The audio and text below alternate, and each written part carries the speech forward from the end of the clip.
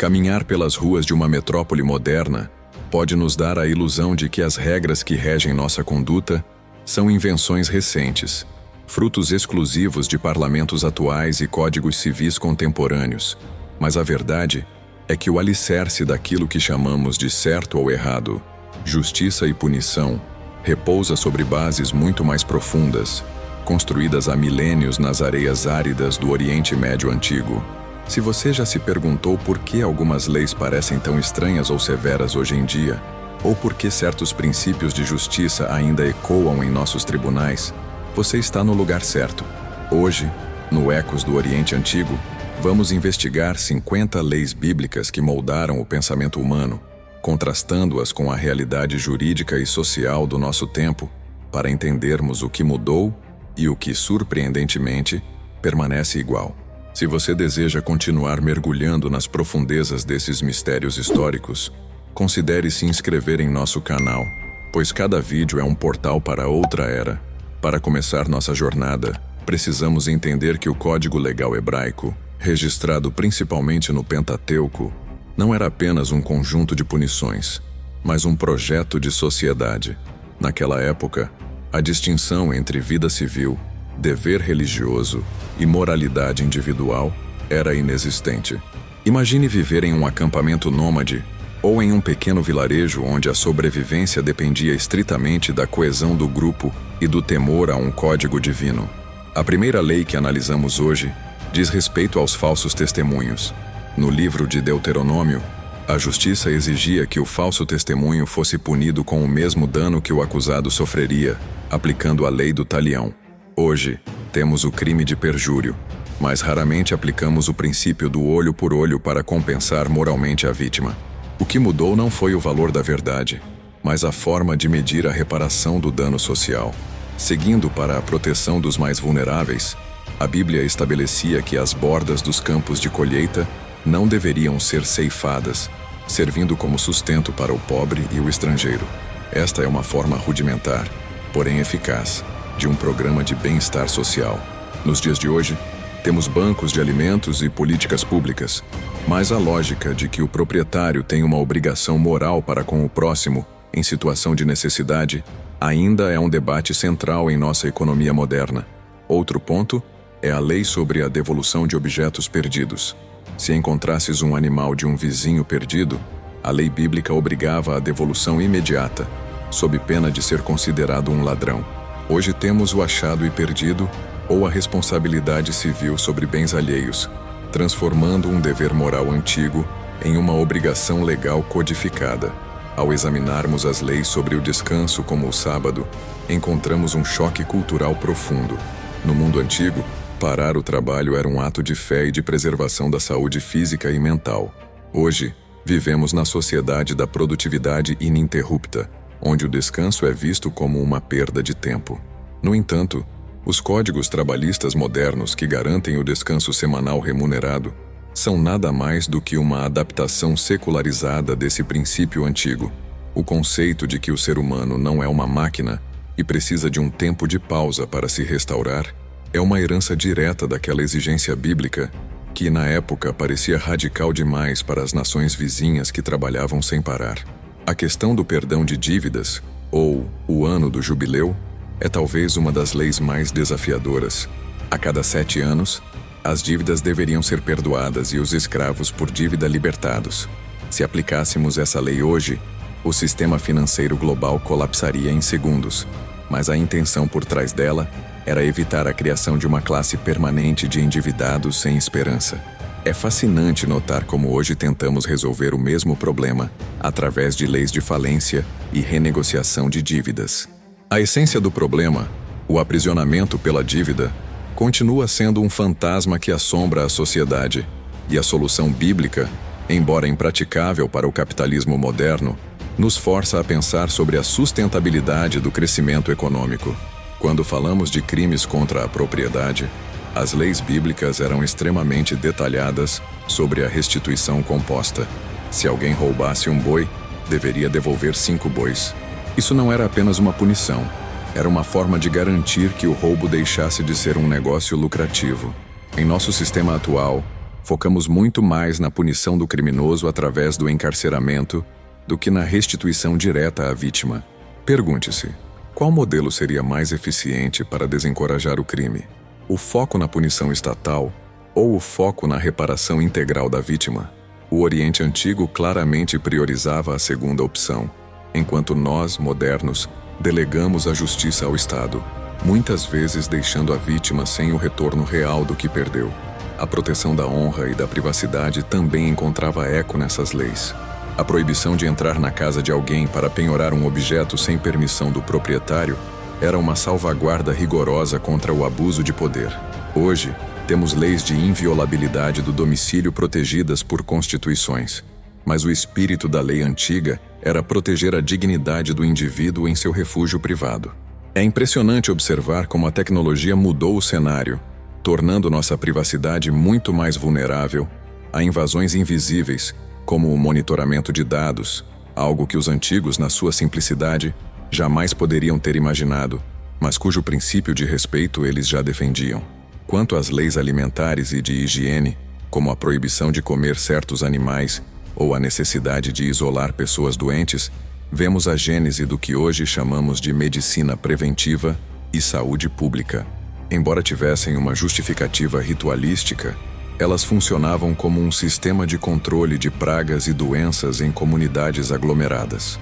Quando lavamos as mãos ou seguimos normas sanitárias, estamos, sem saber, honrando uma tradição de cuidado com o corpo que começou como uma norma moral e se tornou séculos depois o padrão ouro da ciência médica. A transição da lei religiosa para a norma técnica é um dos processos mais fascinantes da história da civilização. A responsabilidade civil em caso de acidentes, como um poço deixado aberto, exigia que o proprietário pagasse pelo dano causado ao animal ou à pessoa que caísse ali. Isso é o que chamamos hoje de responsabilidade civil objetiva. O dono do poço é responsável pelo risco que sua propriedade gera. É uma lei de uma justiça prática e lógica que atravessou milênios e permanece inalterada em sua essência. Se hoje você se fere em um estabelecimento comercial devido à falta de manutenção, a lógica jurídica que te ampara é a mesma que, há milhares de anos, obrigava o fazendeiro a tapar seu buraco para não causar dano ao vizinho. Falando sobre a liderança, as leis bíblicas sobre os reis eram contra-intuitivas para a época. Um rei não deveria acumular cavalos, mulheres ou ouro em excesso, pois isso o afastaria da sua função de servidor do povo e executor da justiça divina. Hoje esperamos que nossos líderes sejam transparentes e que não usem o Estado para enriquecimento pessoal. A crítica bíblica ao acúmulo de poder dos reis é o ancestral direto dos sistemas de contrapesos e transparência governamental que tentamos implementar nas democracias. O mundo antigo sabia que o poder absoluto corrompe, uma lição que, infelizmente, ainda precisamos reaprender a cada geração. Sobre o tratamento aos estrangeiros, a lei de Israel era única ao exigir que o estrangeiro fosse tratado com a mesma dignidade do cidadão, pois o próprio povo tinha sido estrangeiro no Egito. Esta é uma das primeiras manifestações dos direitos humanos universais. Em um mundo onde o tribalismo frequentemente levava ao extermínio do outro, a ideia de que o forasteiro merece compaixão e proteção legal era revolucionária. É uma lição de empatia que, embora muitas vezes ignorada em tempos modernos de crises migratórias, permanece como um ideal ético que buscamos alcançar através de tratados internacionais. As leis sobre os casamentos e as responsabilidades familiares, embora inseridas em um contexto patriarcal, buscavam garantir a proteção da mulher e dos filhos, algo que raramente era priorizado em outras culturas daquele período. A lei que impedia o abandono de uma esposa sem a devida documentação e garantia de sustento, por exemplo, era um escudo contra a arbitrariedade masculina. Hoje, temos o direito de família, que evoluiu drasticamente, mas que ainda se baseia na premissa de que a família deve ser uma estrutura protegida pelo Estado para garantir o bem-estar dos mais vulneráveis, especialmente em caso de dissolução do vínculo. Ao analisarmos a proibição do suborno, vemos uma clareza absoluta nos textos bíblicos. O suborno cega os olhos dos sábios e perverte as palavras dos justos. Em um mundo onde a corrupção é vista por muitos como uma engrenagem necessária para a burocracia, a voz antiga que clama contra a compra da justiça soa como um aviso urgente. A integridade do sistema judiciário é o pilar de qualquer sociedade livre, e a legislação bíblica tratava isso não apenas como um crime, mas como uma abominação contra a própria ideia de sociedade justa. De certa forma, estamos tentando, através de leis anticorrupção cada vez mais rigorosas, retornar a esse padrão de exigência moral. A proibição de cultos bizarros envolvendo sacrifícios humanos, comuns nas civilizações circunvizinhas, marcou uma separação definitiva entre Israel e seus vizinhos. Enquanto outros impérios viam a vida humana como moeda de troca para aplacar deuses voláteis, a lei bíblica afirmou que a vida tem um valor intrínseco e não pode ser oferecida em sacrifício. Esta ideia, que hoje parece óbvia, foi o ponto de partida para a sacralidade da vida humana, um conceito que fundamenta todo o nosso direito penal moderno. Sem essa ruptura histórica, é difícil prever se teríamos chegado ao conceito de dignidade da pessoa humana que hoje defendemos. A lei sobre o falso testemunho em julgamentos criminais exigia que, diante de um crime capital, pelo menos 2 ou 3 testemunhas fossem necessárias para validar a acusação. Esse princípio de prova robusta é o ancestral direto da exigência de provas contundentes e testemunhos corroborados nos tribunais modernos. O medo de que um inocente fosse condenado por uma acusação infundada era tão grande que a lei preferia a absolvição de um culpado a um erro judicial irreparável. Essa prudência jurídica é um dos legados mais importantes do Oriente Antigo para a segurança jurídica de qualquer cidadão, onde quer que ele esteja. A proibição de cobrar juros abusivos entre os membros da própria comunidade era uma forma de evitar que a economia se tornasse predatória.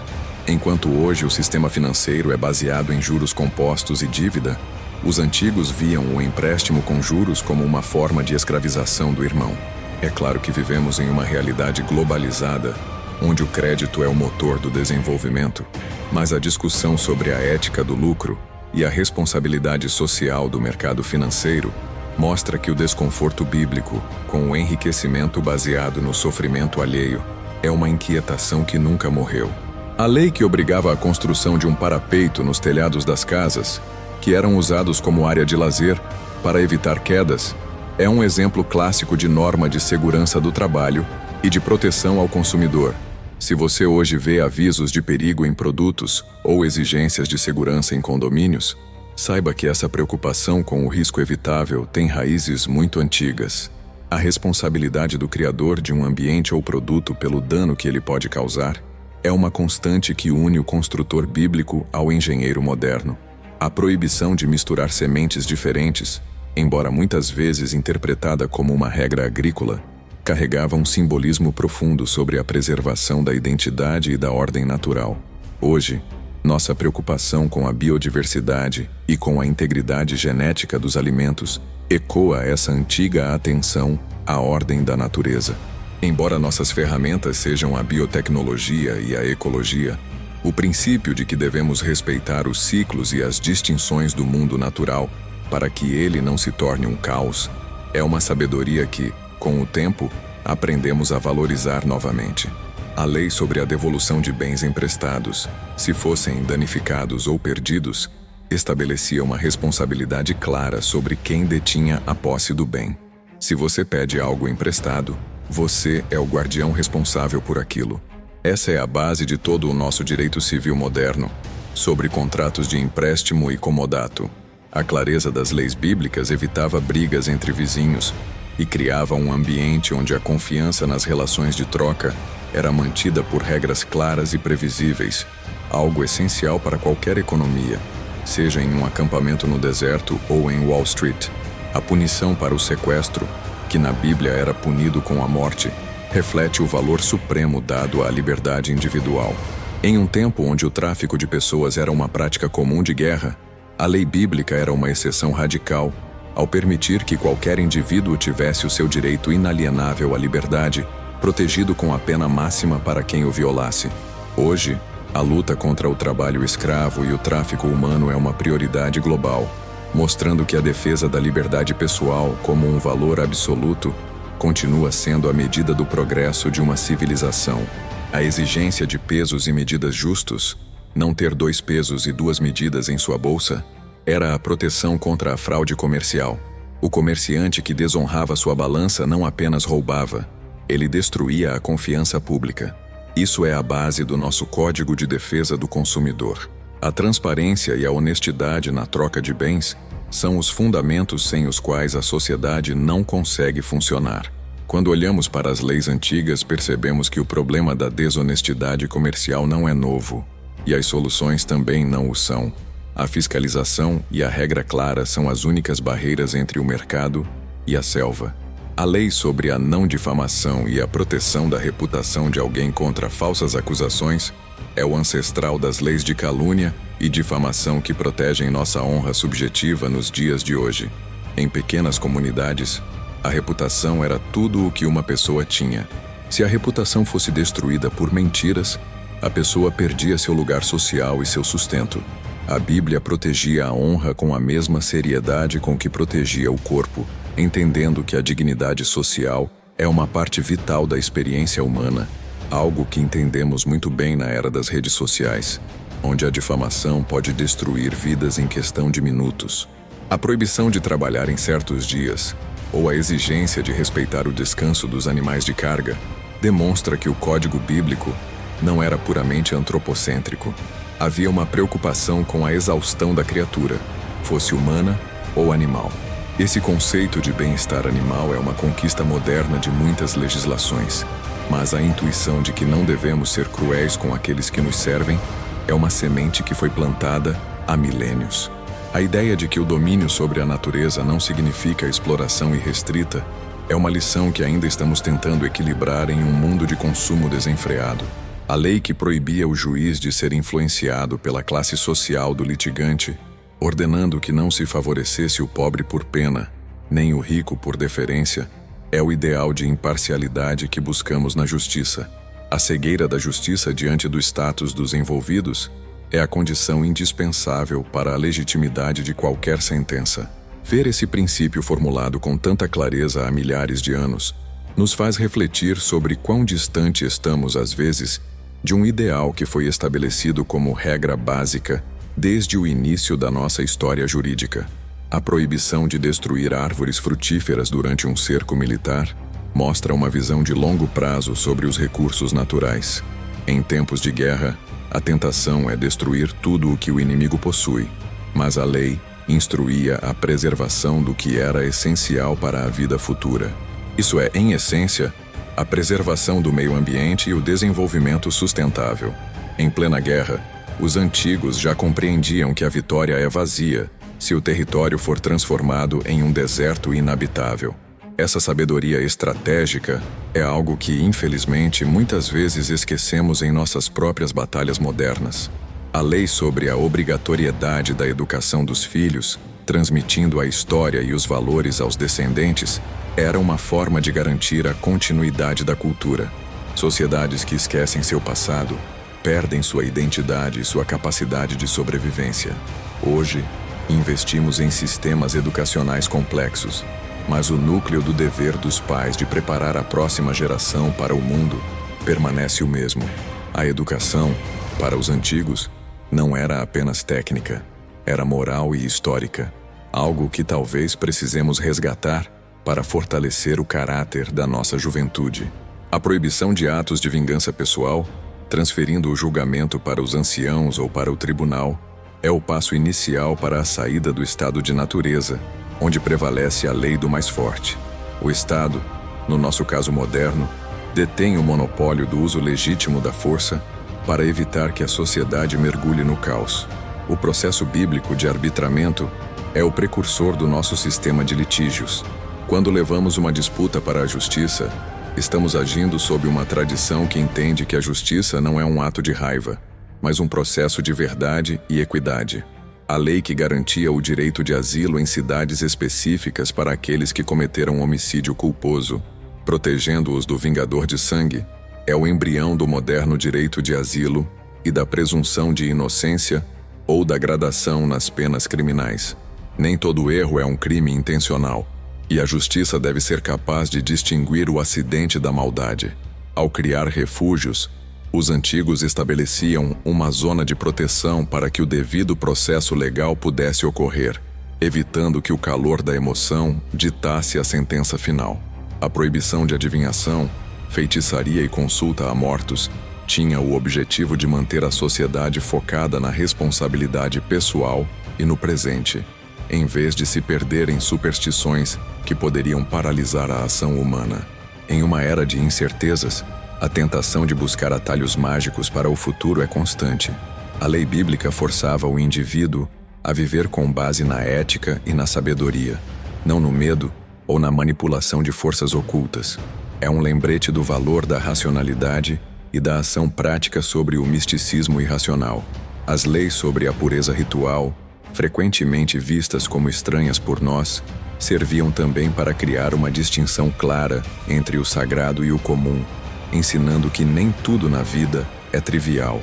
Esse senso de reverência e a compreensão de que existem limites e fronteiras na vida social ajudavam a manter uma sociedade organizada e consciente de suas ações. Hoje, em um mundo dessacralizado, talvez nos falte esse senso de que algumas coisas são importantes demais para serem tratadas com descuido ou superficialidade. A lei de restituição em dobro para quem causasse dano, mesmo sem intenção de roubo, reforçava o conceito de responsabilidade civil. Se você causou o prejuízo é seu, não importa se você queria causar ou não. Essa é a base de muitas de nossas regras de seguro e indenização. A responsabilidade é o preço da liberdade de agir no mundo, e o direito antigo não permitia que ninguém se eximisse da reparação alegando ignorância ou falta de intenção. A exigência de que os líderes conhecessem a lei, lendo-a pessoalmente, garantia que a autoridade não estivesse acima da regra. O rei, o sumo sacerdote, os anciãos, todos estavam submetidos ao mesmo código que regia o mais simples dos cidadãos. Esse é o princípio do império da lei, onde ninguém, absolutamente ninguém, está acima do texto constitucional. É o fundamento final da democracia, e vê-lo estabelecido como uma norma de conduta para reis e governantes é um lembrete profundo de onde vem nossa aspiração pela igualdade jurídica. A proibição de remover os marcos de fronteira de um vizinho era uma proteção contra a usurpação de terras. Em um mundo agrário, a terra era o capital. Mudar fisicamente o limite de um campo era um roubo silencioso e grave. Nossas leis modernas de registro de imóveis e georreferenciamento são a evolução tecnológica dessa mesma necessidade, garantir que o que é de cada um permaneça sob sua posse, evitando conflitos de vizinhança que poderiam escalar para violências maiores.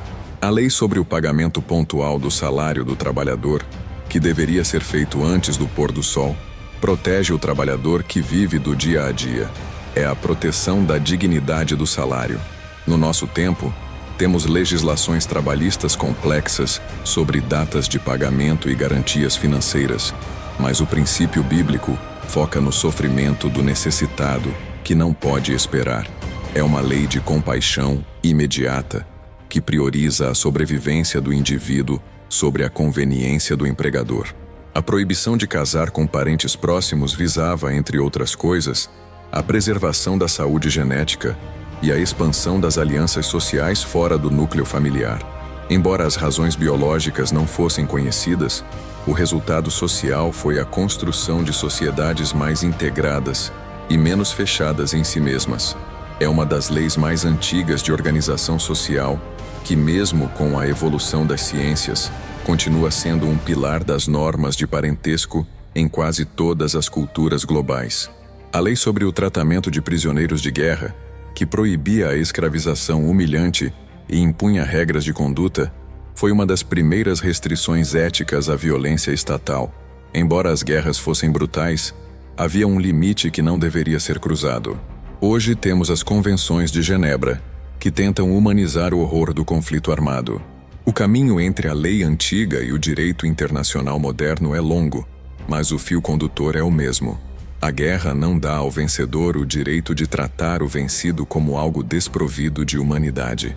A lei sobre a responsabilidade do pai pelos erros dos filhos, especialmente em tenra idade, focava na educação e no controle da casa. Em uma sociedade organizada, a família é a unidade básica de estabilidade. Quando a família falha na educação, a sociedade inteira paga o preço.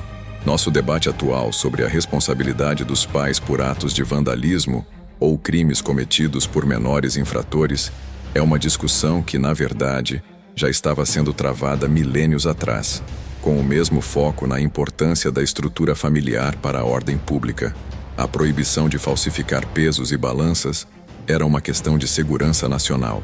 Sem um mercado honesto, a economia entra em colapso. Hoje, agências reguladoras e órgãos de metrologia garantem a integridade do mercado. A preocupação bíblica era com o caráter do cidadão, que deveria ser honesto mesmo quando ninguém estivesse olhando. A honestidade como virtude cívica é o que sustenta as instituições, e o sistema antigo colocava isso no centro da vida religiosa e social. A lei sobre a oferta de esmolas e a generosidade com o órfão e a viúva não era apenas uma recomendação, era uma exigência de justiça. O sistema de proteção social aos desamparados era uma obrigação comum, não um favor opcional. Em nossa sociedade, a rede de proteção é estatal e tributária, mas o princípio de que uma civilização é medida pela forma como trata os mais fracos permanece o mesmo. A lei bíblica nos lembra que a prosperidade de um povo é falsa se for construída sobre a negligência dos que não podem se defender. A lei que proibia o juramento falso era a base para a validade de todos os contratos e promessas. Se a palavra de alguém não valia nada, a sociedade parava de funcionar. Hoje, temos assinaturas digitais, contratos autenticados em cartório e sistemas de verificação eletrônica. Mas, no fundo, todo contrato social ainda depende da confiança de que a palavra dada será cumprida. A lei bíblica tratava a quebra da palavra como um crime contra a estabilidade da nação, um princípio que ainda é o alicerce fundamental de todo o nosso sistema jurídico e comercial. A proibição de usar roupas de materiais misturados, muitas vezes interpretada como uma regra de diferenciação, levava à reflexão sobre a pureza e a integridade em todas as esferas da vida, inclusive no vestir. Embora para nós isso pareça uma norma puramente estética ou ritual, ela reforçava a ideia de que o indivíduo deveria ter um caráter íntegro, uma identidade clara e não dividida. Em um tempo de identidades fluidas e desconexas, a ideia de unidade pessoal e coerência é uma lição que muitos buscam recuperar. A lei sobre a devolução de animais que fugiram, mesmo sendo de um inimigo, mostra que a justiça deve ser exercida independentemente de afinidades pessoais. O dever de ser justo vai além do seu grupo, da sua tribo ou da sua preferência pessoal. É a justiça universal. Ao aplicar essa regra, o povo era forçado a elevar seu comportamento acima dos instintos naturais de vingança ou indiferença. É um dos marcos civilizatórios mais altos do mundo antigo. A proibição de sacrificar o que é defeituoso para o serviço divino ensinava a excelência. O que era oferecido ao sagrado deveria ser o melhor. Isso elevava o padrão de produção e de cuidado com as coisas. A busca pela excelência, pela qualidade, pelo cuidado com o trabalho é uma virtude que impulsiona o desenvolvimento de qualquer sociedade. Quando aceitamos o medíocre, a sociedade entra em declínio. O padrão bíblico de excelência era um motor para a melhoria constante do trabalho humano. A lei sobre o tratamento aos animais de carga reforçava que mesmo o escravo ou o animal sob seu domínio deveria ser tratado com um mínimo de dignidade. A crueldade com o silenciado demonstra a perversão do caráter do dono.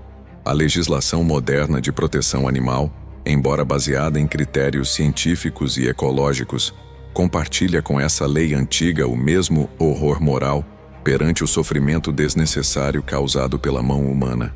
A obrigação de celebrar as festas e os tempos sagrados em comunidade criava um laço de memória coletiva. Uma nação precisa saber quem ela é, de onde veio e o que superou. O esquecimento da história leva à repetição dos erros. Ao instituir o memorial bíblico, a lei protegia a identidade do povo contra a erosão do tempo. Hoje, lutamos para manter viva a memória histórica através de museus, monumentos e educação formal. mas o princípio é o mesmo.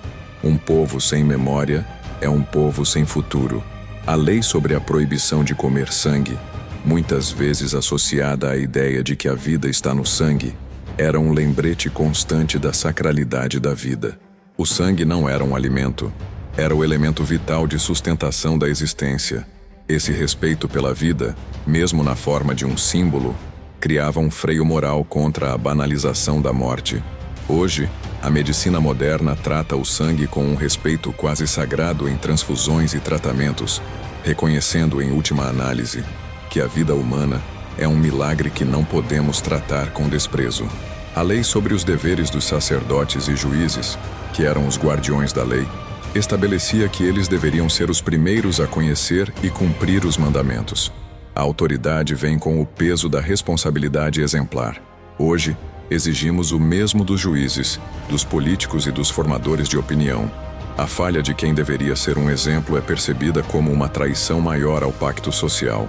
Esse sentimento de indignação que sentimos hoje diante da corrupção dos líderes é, ironicamente, um eco da expectativa milenar de que os responsáveis pela lei deveriam ser os mais íntegros da sociedade. A lei sobre a reparação por danos físicos, estabelecendo valores para ferimentos, foi uma tentativa de quantificar a dor e o prejuízo, permitindo que a justiça fosse feita de forma clara. Isso é o embrião da responsabilidade civil por danos morais e corporais. A ideia de que o dano deve ser compensado para que a vítima possa seguir sua vida sem o peso do trauma é a base da nossa justiça civil. O que mudou foi o cálculo, não o objetivo. A proibição do falso ensino, que poderia levar o povo ao erro e à destruição, era uma medida de proteção intelectual e espiritual da sociedade. Em um mundo onde a informação é livre e a desinformação pode causar danos graves, vemos a importância de proteger a verdade. Embora os métodos tenham mudado, a necessidade de uma sociedade ser guiada por fatos e princípios sólidos, em vez de mentiras e ilusões, continua a ser a diferença entre uma nação que prospera e uma nação que se autodestrói. A lei sobre o tratamento da viúva e do órfão era o indicador definitivo de uma sociedade justa. Se você quer saber se uma lei é boa, verifique se ela protege aqueles que não têm voz nem força política para defender seus próprios interesses. As leis bíblicas eram obcecadas por isso. Quando olhamos para a nossa legislação social moderna, estamos essencialmente tentando completar o projeto que começou nas leis antigas. Criar um mundo onde a vulnerabilidade não seja uma sentença de exclusão ou sofrimento, mas um chamado para a solidariedade e o cuidado coletivo. Ao chegarmos ao final desta análise, percebemos que, embora os séculos tenham nos separado daquelas comunidades antigas, o coração humano, com suas necessidades de justiça, segurança e dignidade, permanece o mesmo. As 50 leis que exploramos hoje são fragmentos de um espelho antigo que nos reflete, mostrando que o progresso não é apenas sobre tecnologia, mas sobre a constante e difícil tarefa de estabelecer limites para a nossa própria natureza e criar um ambiente onde a vida possa florescer. O que mudou? O contexto, o alcance e a eficiência de nossas ferramentas. Mas o que não mudou é a nossa busca por um mundo onde a regra prevaleça sobre a força e a justiça seja um horizonte possível. Se você se sentiu provocado por essa viagem através do tempo e quer continuar explorando as profundezas dessas histórias que moldaram a nossa própria existência, eu convido você a se inscrever no Ecos do Oriente Antigo. Cada vídeo que postamos é um novo capítulo na descoberta de como os antigos nos ensinaram a ser quem somos hoje. Deixe seu comentário sobre qual dessas leis mais te surpreendeu e compartilhe este vídeo com alguém que também valoriza a história e as raízes da nossa civilização. O passado não se foi. Ele vive em cada regra que respeitamos e em cada busca por justiça que empreendemos todos os dias. Muito obrigado por acompanhar essa jornada conosco.